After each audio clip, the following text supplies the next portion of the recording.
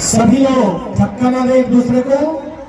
अब ये धक्का देने का समय नहीं है भैया, अब ये समय आया है जब एक दूसरे के साथ रहकर इस यात्रा को आगे बढ़ाना है। ये सनातन एकता की यात्रा नहीं बल्कि सबको एक होने की यात्रा है, सबके साथ एक होने की यात्रा है। सनातन यात्रा का मतलब है संसार की यात्रा, सबकी यात्रा, सारे समाजों की यात्रा, एक हो जाने की यात्रा। समय आया है, एक युवा ने सबसे बढ़िया बात यह की है, पहली बार एक युवा तापस कुमार ने, बागेश्वर सरकार ने पूरे भारत के युवा संतों को भी एक करने का जो दर्शन कराया है, आज इसी की आवश्यकता है।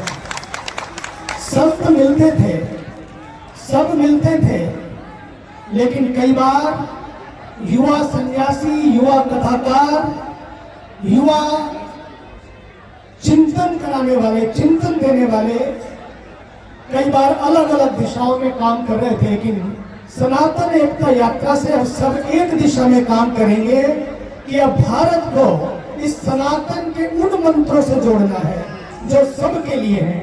सच तो ये है, सनातन की यात्रा मैं इसलिए कह रहा हूं ये सबकी यात्रा है क्योंकि सनातन धर्म में एक बात बड़ी विशेष है, वो ये है सर्वे भवन्तु सुखिनः की यात्रा है ये।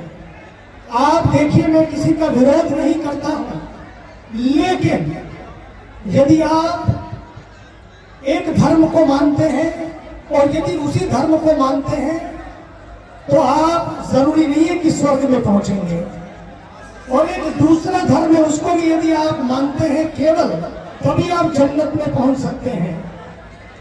लेकिन सनातन की यात्रा कहती है कि अपने अपने धर्म को मानो, नो प्रॉब्लम, अपने ग्रंथ को मानो, नो प्रॉब्लम, लेकिन सनातन विचार शैली को मानिए, और वो शैली है कि हम सब एक हैं।